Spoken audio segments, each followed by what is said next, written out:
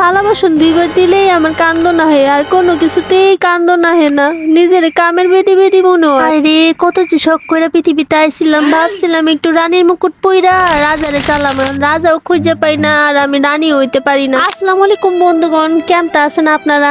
আমার দশা তো দেখতেছেনি, কাজ করতে করতে আমার আজকে জীবন শেষ। আজকে রাত থেকে কাজ শুরু করেছি, একদম সারাদিন মানে 2 দিন ধরে কাজই করতে। বাসায় কোনো অনুষ্ঠান লাগলে সব কাজ আমার উপরে পড়ে, আর সবাই কয় আমি নাকি কাজ করি নাই, যে সুন্দর করে চুড়িগুলো পরে নিয়েছে। সবচেয়ে বড় কথা হলো গিয়ে সাজুগুজু না করলে আমার আবার কাজে জোশই আসে না। আপনারা তো অনেকে আবার আমার সাজুগুজু অনেক বেশি পছন্দ করে। আফু মনি না, আপনাদেরকেও বলি মাঝে মাঝে একটু সাজুগুজু করে কাজ করবেন, দেখবেন মনে একটা রং ঢং কাজ। একদম ডিমটারে ফুটবলের মতো ভাইবা সুন্দর করে ফাটায় ফাটায় তারপরে আমি ছিলতেছি, আর ডিম ছিলতে ছিলতে আমার মনে হয় কি ডিম আমি অর্ধেক খায় ফেলি। আমার জীবনে প্রিয় খাবার হচ্ছে ডিম। ডিম যদি কারো বাসায় আমাকে দেয় না, তাহলে আমার অনেক বেশি ভালো লাগে, আর যদি অর্ধেক ডিম দেয় তাহলে আমার মনে হয় সেই বাসার মতো কি কোন মানুষ আর দুনিয়াতে নাই। যাই হোক, আজকে আমি আমার জন্মদিনের জন্য খাবার রেডি করতেছিলাম, এগুলো সব আমি কিনে নিয়ে আসছি। গাইজ, আমি বিরিয়ানি রান্না করব, আর এটার জন্য আমি শান বিরিয়ানি মশলা নিয়ে আসছি। এখানে আদা রসুন বাটা, শান বিরিয়ানি মশলা, তারপর মরিচের গুঁড়া, ভিনেগার দিয়ে মাংসটাকে সুন্দর করে মাখিয়ে তারপর আমি রেখে দিব সারা রাত। আর একটু লেবুর রসও দিয়েছি যাতে মাংসের ভিতরে যে গন্ধটা থাকে সেটা যেন চলে যায়। আপনারা অনেকেই আছেন আমার মতো যারা একটু গন্ধ সহ্য করতে পারেন না আর কি, মুরগির মাংসের যে একটা গন্ধ থাকে সেটা একদম আমি নিতে পারি। এর জন্য মুরগিকে আমি সুন্দর করে অনেক সুন্দর করে প্রসেসিং করি, তারপরে রান্না করি। এর ফলে কেউ বুঝবারই পারবে না যে আমি আসলে ফার্মে মুরগি দিয়ে রান্না করেছি নাকি দেশি মুরগি দিয়ে রান্না করেছি। যাই হোক, আজকে সিলিন্ডারে গ্যাস শেষ হয়ে গেছে গাইস, তাই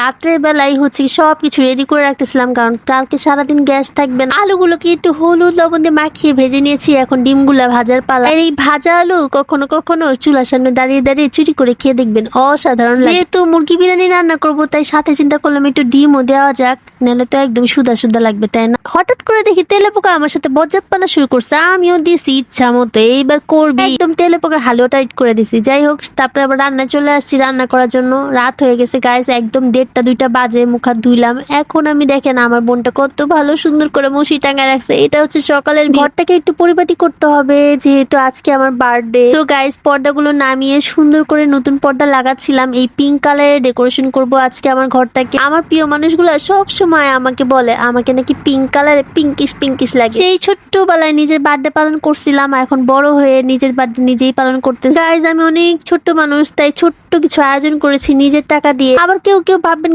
গিফট পাওয়ার জন্য আমি এগুলো করছি, মোটেই না। আমার আসলে সবাইকে নিয়ে আনন্দ করতে অনেক বেশি ভালো লাগে, আর দেখেন কত সুন্দর লাগতেছে। দুঃখের কথা কি আর কমু গাইস, ঘরে একটা মানুষও নাই যে আমাকে হেল্প করার। এখন আমি এই থালা বাসন গুলাও ধুইতে হবে আমাকে। প্রত্যেকটা সময় নিজের কাজ নিজেকেই করা লাগে, যেহেতু আম্মু অসুস্থ, আমি আম্মুকে তেমন একটা প্যারা দেই না, কারণ আমি অনেক লক্ষ্মী। বোনের জন্মদিনেও আমারই করা লাগে, আমার জন্মদিনে আমারই করা লাগে। আরে ভাই, বড় হয়ে কি যে জ্বালা হয়েছে আমার। Now this is the final look of my bedroom. আর আমি এখন গোসল করে চলে আসছি, জাস্ট একটু ফ্রেশ হচ্ছিলাম। পর্দাটা তো আমি টাঙিয়ে দিয়েছি। আমার ছোট্ট একটা বোন আছে, সে আমাকে অনেক বেশি হেল্প করে। তারপরে একটু নামাজ পড়ে দোয়া করে নিলাম, আল্লাহ যেন আমার সব আশা পূরণ করে। আপনারা একটু আমিন বলে দিন। আর এই যে একটা ক্রিম, সেটা কিন্তু ম্যাজিকের মতো কাজ করে। চুলা যাওয়ার আগে আমি এই সানস্ক্রিন ক্রিমটা মুখে লাগাই নেই, যাতে করে কোনো রকমের ট্যান না। তোমরা কিন্তু চুলার যাওয়ার আগে অবশ্যই একটা সানস্ক্রিন ইউজ করতে পারো। নেক্সট ব্লগে কিন্তু আরো অনেক মজাদার জিনিস আসতেছে, so till then stay with me.